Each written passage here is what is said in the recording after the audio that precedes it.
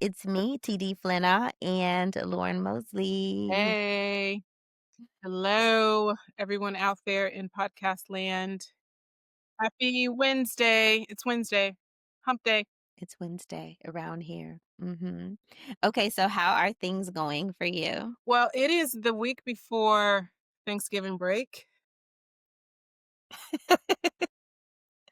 Let's just say everybody is ready for Friday. Okay. Everybody is ready for Friday. The kids are ready, the principal's ready, the teachers are ready. No, it's going great. We're actually going to have, We ready? you're right, No, there just you go. fine. We're having a fall festival on Friday. Hi, thank you so much for joining the Falling for Learning podcast. We have this podcast to help parents and caregivers with having the resources, strategies, and tools needed to make sure that their children are on track for learning and to stay on track for success. And a lot of family, and the kids get some time to do some fun carnival fall fun things. So everybody's bringing their money for their tickets and talking Yay. about Friday. Today was picture day, so everybody was all Okay. dressed to the nines. Uh yeah, first graders, their parent I'm really proud of our firsties parents. They show up and show out for picture day.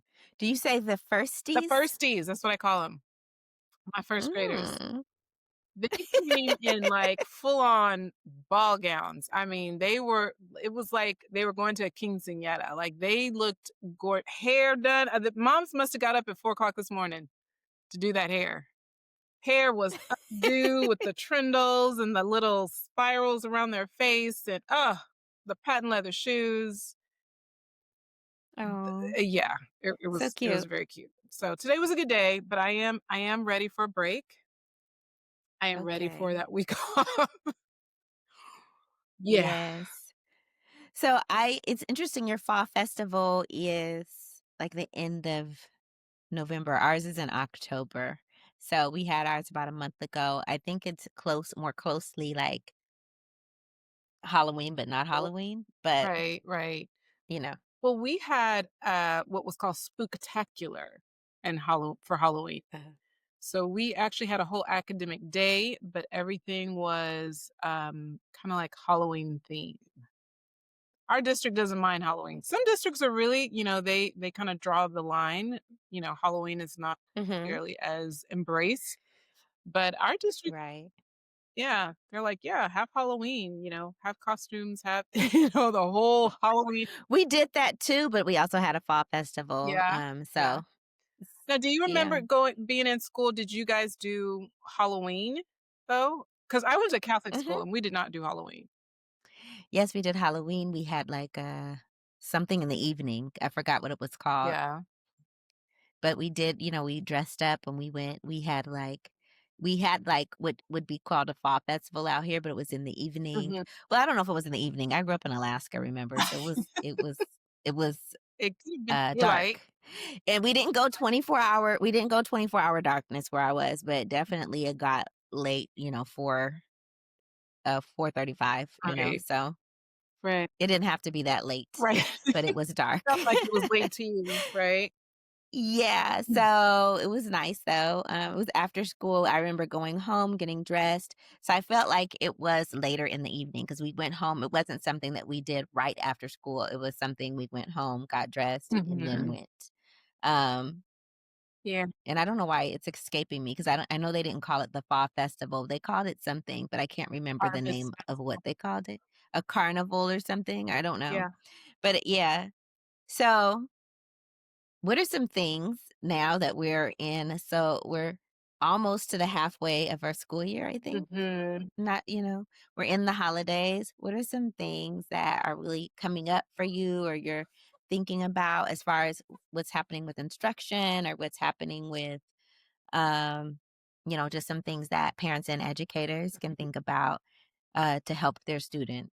Yeah, well, I am thinking about how hard the kids have been working. I think we're in this sweet spot where kids have really, compared to where they were in August and where they are now, I am definitely seeing growth. Um, Mhm. my goal has been to get the kids talking more. to get Okay. them, one of our we have 4 goals every day. One is, listening ears, safe bodies, and, the other one is share my thoughts and, being responsible. So, sharing Okay. my thoughts has been, like, a really big thing. I've really been asking the kids, "Hey, how can you meet your goal today of sharing your thoughts?" So, I'm giving them a lot of sentence stems and a lot of, opportunities to answer questions in complete sentences, and I'm just noticing it really is creating, a very rich conversation, my kids are Mm. intentionally using the vocabulary, we're learning about, Okay. early American civilizations right now, so there is opportunity for them to really dive into some, kind of I told them, "There are people in college studying these topics. You're studying them in 1st grade." So, Yes. giving them those opportunities to talk about the Maya and the Aztecs and the Inca and, their leaders and their religion and the cities and, the way that they farmed. So, I'm really I have parent conferences coming up the week we get back from Thanksgiving, and one of the things I'm gonna talk to the parents about is ways they can boost their child's, vocabulary and just helping them have a voice, helping them to asking them questions to help them expand. Sometimes we ask them questions like, "How was your day?" "Great." "What do you like to eat?" Asking the questions, "Well, why?" And, "Why do you like that?" And, Yeah. expand. Why is this better than the other? Right, right, Like, if, they want a pizza rather than chicken, like, why was the pizza better? And right. what's yeah, so that's great. And then so, well, do you wanna talk about the instructional feedback that you Yeah, got? yes, that is I do. So we have what's called the do now first thing in the morning because we are a whole child school, and I love the whole child model. Part of it is, of course, the warm greeting as they cross the threshold of your classroom. So every teacher is standing in the doorway, and the child gets to pick the way that they want to be greeted. It's either a hug or a high five. I mean, I'm sure lots of people have seen this. It seems like it kind of kicked off during the pandemic. You really saw this a lot. Mm. And so those greetings take not they don't take a long time, but it's a lot longer than if you just say, "Okay, everybody walk in the classroom," right? So you gotta give the Right. kids who are in the classroom something to do. So my firsties have routines, and one of the routines is a do now, which is I guess it could also be referred to as a warm up, the morning warm up. And Mhm. so my kids, because I'm teaching them to use their voice, um, if they don't understand what the do now is or they're reading the directions, but some of my kids aren't readers yet, they might ask Mhm. their friend, am I, is this how I do it? Is this what I'm supposed to do? Do I copy the word? Do I copy the sentence? Do I have to copy the sentence? Like sometimes there's a little confusion.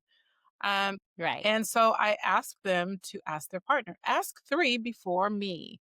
I'm at the door Yes. doing some That's thresholding, right? Some warm. yes. So we had an evaluator come in and, she gave me a little evaluation and it had all the things we're supposed to be doing. And it said, yes, yes, yes, yes, yes. So I was feeling really great. And then I got down to the bottom and it said, silent and solo do now.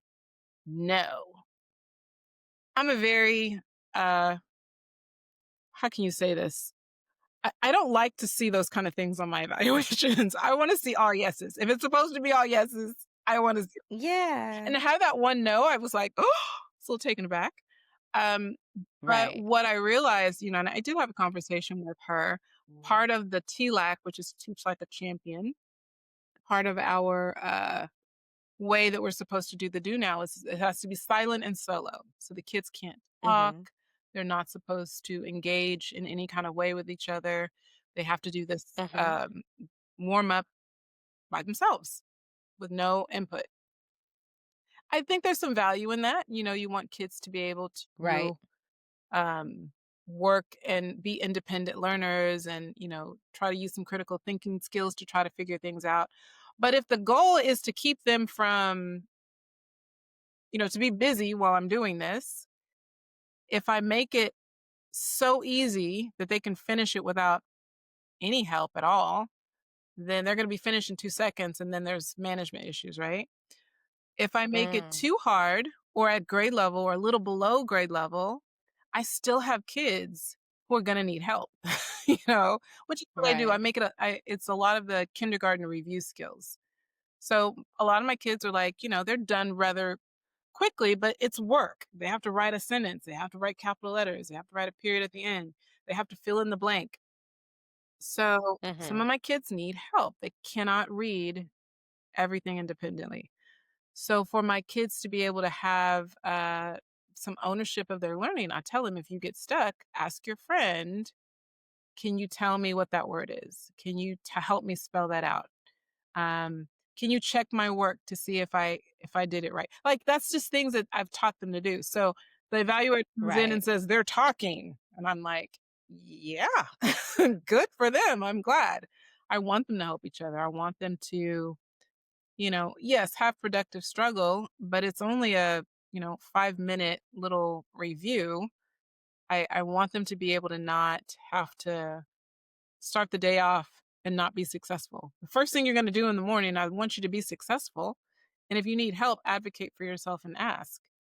So, anyway, we had that conversation and she says, well, I was just writing down what I observed and it's supposed to be silent and solo. So that's why you got to know. So, anyway, Well, I hear what you're saying. Like, you don't want that to have a note on it, but I feel like your justification of it makes sense and you could feel secure in that. I mean, I feel like I wanted to really hear all about it because, I don't really know what it is, right? Cuz you're teaching in a different context. Um and as we're thinking about this and implications for people who might be homeschooling their children or implications for other educators or parents like getting feedback about what their child is like at school or what they're doing or what they're supposed to be able to do on their own. I also am thinking about that in that aspect. And so, mhm. but I think, you're very justified in having that be something that they're talking and advocating for.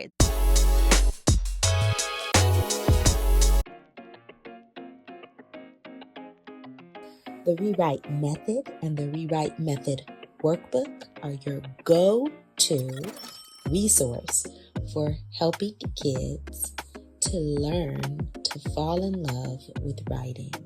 It has the tips, tools, resources, strategies, and skill building activities to help kids fall out of writing hate and into loving to write. Get your book set today.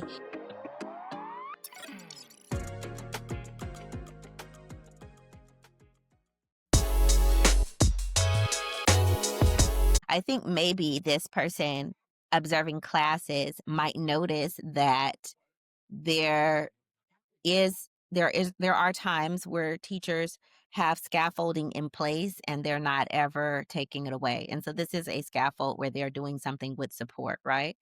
Um, so, I think you're justified in what you're doing and why you're doing it. And that's for educators. We always have to be reflective about why we're doing things and what makes sense. I think, all of those things we need to make sure that they're greeted, take time to do it, right? Cuz even if you're doing it, you could do it really in a fast way that's not personable like clip clap clap clap, Right. like just come in, but you're taking time to do it, but also making sure that the students have something. It is their first thing of the day for it to just be like silent and solo the very first thing as a first grader. Okay, maybe 5th graders, 8th graders, maybe, but I don't know about 1st grade. Right. And I think this is just like a yes or no checklist, Mhm. and I don't think they're thinking more about it. And maybe their overall was positive, but you obviously were like I'm on them still about stuck that, my right? foot on it. And also But I think it's great, though. I think it's great to have that conversation, like people to visit and you could get feedback. And of course, they see a snapshot of your class. Yes, I have seen, educators were then all day, they're getting support with their work, and then the kids are not getting a chance to work independently on their work Right. at all, which of course becomes problematic because we have assessments in place where you're not able to give help. Right. You're not able to, as they get over, you can even read directions to them. And we have, and some of us, and feel like my experience as I've worked at the district level and I've worked at as an instructional coach at the school level. I have seen where a lot of teachers just keep scaffolds in place all Mm. year, never remove them. And then, while the atmosphere is great, the teachers working hard, the students are working, you know, the results aren't going to show up because when I am put in a place where I have to do something by myself, the teacher's not giving me a sentence frame. The teacher's not giving me a graphic organizer. Mhm. The teacher's not even reading the directions. Right. And then I'm supposed to do this. And I'm like, Right. well, where's the sentence frame? Right. Where's a graphic organizer? Yeah. So that's what my first thought when I heard, because I didn't know anything about it. But I feel like this first 5 minutes is very much justified. 5 minutes. Even I would even say this could be in place all year. Like I don't think there's a reason for you to have to change it. Um, you know, but of Yeah. course there's other parts of the day where they can become silent and solo and work on something by themselves because you do want to know what they know how to do. Right. Because before that, I'm just speculating. Mhm. No, Lauren doesn't know how to do this. I'm gonna just give her help. Right. I'm gonna give her the graphic organizer because she doesn't know how to choose her own graphic organizer. But if I give them that experience to say, find your own graphic organizer that you're gonna use for this compare and contrast essay, and maybe I'll see 5 kids were able to do it. One didn't even know what a graphic organizer was. You know what I mean? Like, you know what I mean? Right. Right. Whatever I would have information because a lot of people just assume, oh no, first graders won't be able to do this or that or whatever. Mhm. So Yeah. it's a kick in the butt. I've definitely felt kicked in the butt when people come to visit me. They don't really know all the time what's going on before this, what's going on after this. Mhm. They don't know the nature of your class, Right. where my class needs this, and um whatever that is. But I don't think it wasn't an administrator or anything, right? No, It was like a no, coach. no. And and I will say there's so many times when they are silent and solo. Like we have to do 30 minutes of Amira, which is an app where they have their headphones on, their heads are buried in their computers. It's silent and solo. They have to do Yeah. another 60 minutes of Lexia Core 5, which is another 60 minutes a day or a the week week? for the week. Okay. Yeah, 60 minutes for the week. And then they have ST Math, which is a math app. All of these things are silent and solo. So if you do the math all day long, they have plenty of time where they literally Mhm. are engaged in, let's see what you know. And when you get the answers right, we keep going. And if you get it wrong, Yeah. we scaffold it down, give you a little tutoring and help you and put you back on track. So, that's a whole nother podcast for another day. Um, the problem with having so many apps, and there's good things about it. Um, Right. I, I was watching a kid today, as a matter of fact. He was absent, so he had to do a little double duty today. And so while the kids were working, I was just working with them, trying to see if I could, uh, if there's anything he needed. And the patience of Amira is pretty astounding because it's an app, right? And she's a tutor. Yes, I'm familiar. And so it's kind of funny how, because he was just making the same mistake over, and she would say, "Hey, let's try that again." And I said, "Wow, I can see why this is beneficial." Because I'm like, okay, wait a minute. The story's got 3 parts, the same 3 parts. He keeps putting them in the opposite, order. I'm like, "Are you even listening to the story? You are listening. Are your headphones working? I mean, what's going on here?" So just the patience of Amira is pretty impressive. I try to channel Amira sometimes. Um, okay, let's try that again. Then AI tutor Good is what example. yeah. Yeah. So Interesting. Yeah, I think that person, and that happens too. There's a lot of people that are out of touch with what it means in the classroom, and who knows, that person could have been a 5th grade teacher or a middle school teacher, and so Like, this is silent and solo. Like, Mhm. yes, for 8th graders, 7th graders, whatever, but these are 1st graders. Yeah. So I think it's developmentally appropriate for them to come in and be able to talk quietly as they're completing a task Mhm. because their work, right, it can be really quick, right? Right. If they're, and that's tricky finding something that is challenging enough, Mhm. not too easy, Right. but not too hard Right. that they're doing it by themselves. That But is it tricky. is. And then with the variety of kids Mhm. that are that you're charged with in a 1st grade class, Yes. like that's very challenging. Right. Right. So I think some key takeaways, right, for parents and educators out there is to have some balance between, Mhm. um, silent solo activities, interactive activities if they're talking to you. And then I would also say, add on to that, like paper and pencil, Oh, yeah. because I have talked to some parents who feel like their kids were doing fine as they were homeschooling but what happened is they were like all computer based. Mm. And then they realized that certain things weren't developed. They didn't Right. write. They didn't know how to write their name.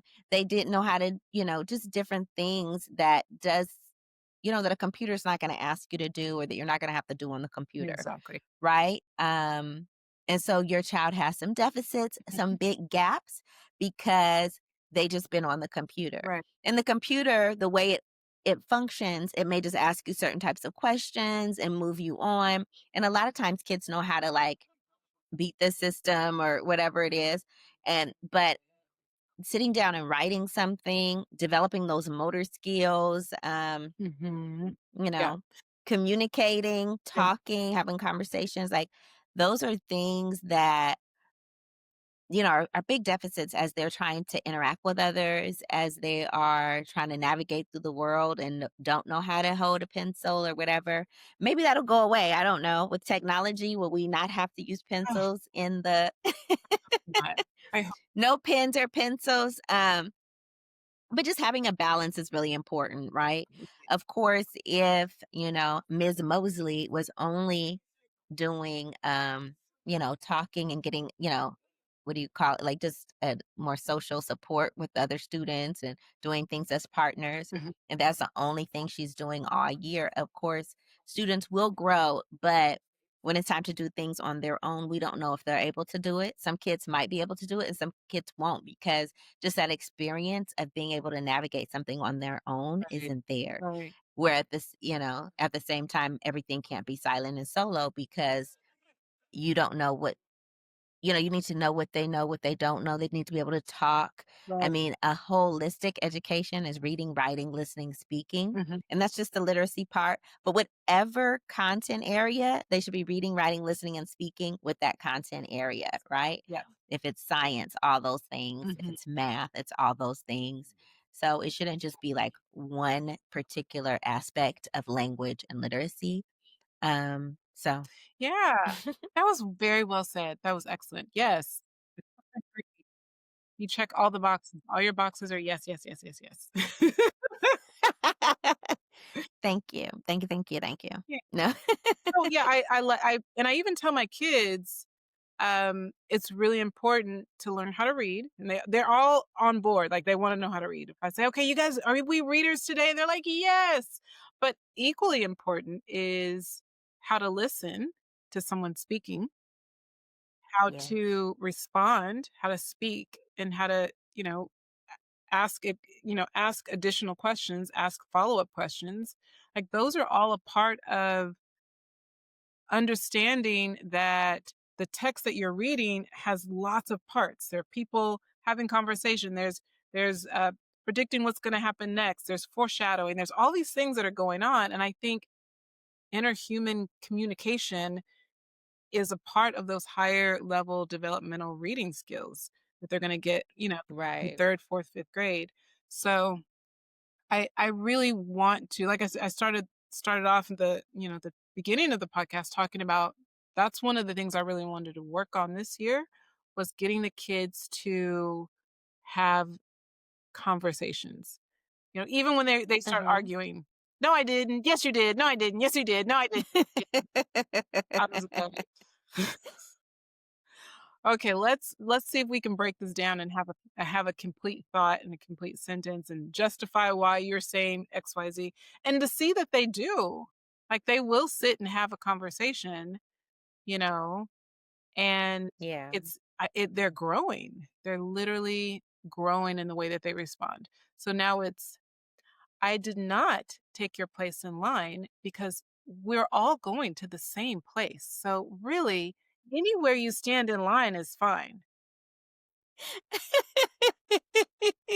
Well, there you go. There's no prize for getting to the gym first. So really, anywhere you stand is fine. I mean, this is my first graders, you know? So they're Yes, definitely absolutely. having conversations, using complete sentences. I love that.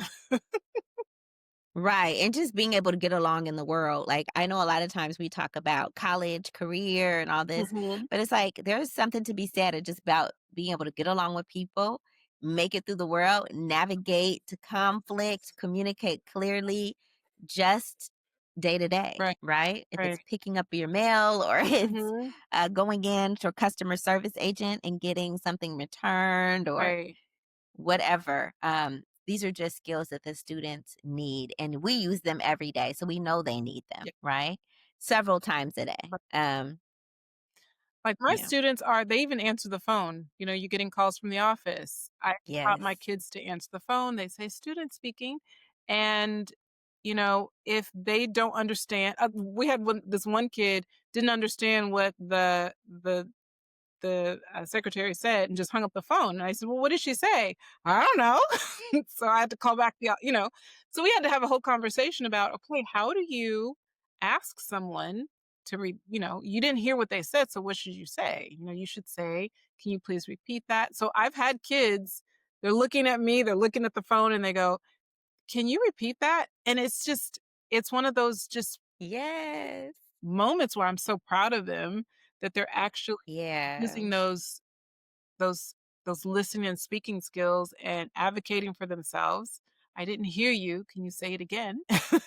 "Oh, you know, so Yeah. home, they need to take their backpack and get their lunch kit and go home, you know, go to the office." So, I'm very proud of my little firsties, and, you know, I think in a world where we are so people are talking and nobody's hearing what the other person is hearing, or sometimes we're listening already with judgment, or we're listening with already these Yes. notions. My response, We're yes. what we're gonna say with instead of, you know, leaning into let me really hear what this person's saying. I hope that this is in some way building a good foundation for them to be able to think Mhm. critically, to you know, even sometimes I ask them to go home and ask their parents about certain topics that we're learning. Ask your parents if they know anything about, you know, like today we studied the Maya. Like, ask them if they know anything about it, and then share what you learned. You know, have a conversation with your parents Yeah. outside of, "Will you take me to McDonald's?" You know.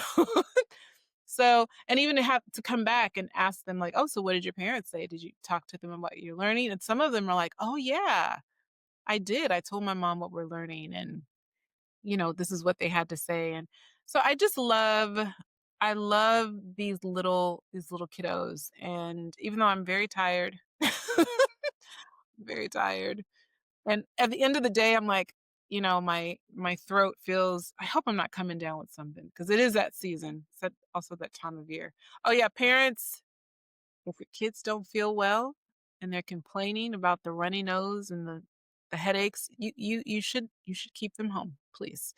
Um, so I hope I'm not coming down with something, but Are you qualified to say that? You're a nurse. No, just like I am because let's see, I had flu A last year and I have had several kids with lots of hand, foot, and mouth.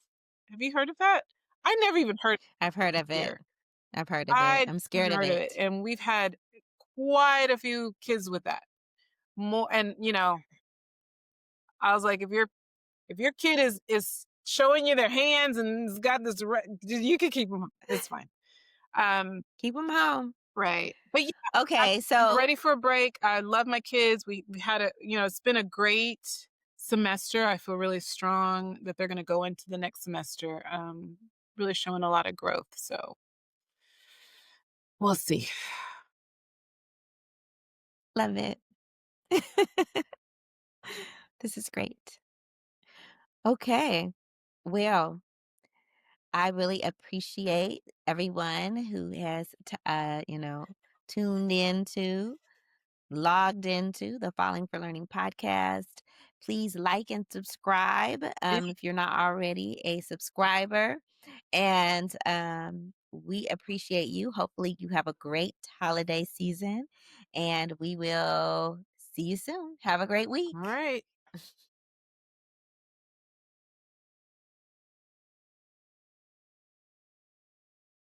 Thanks again for supporting the Falling for Learning podcast. New episodes go live every Saturday at 5 p.m. You can watch us on youtube.com at Falling for Learning or listen on all major podcast platforms such as Apple, Google, Audible, Spotify, and much more. For more resources, visit fallinginlovewithlearning.com. We really appreciate you. Have a wonderful week.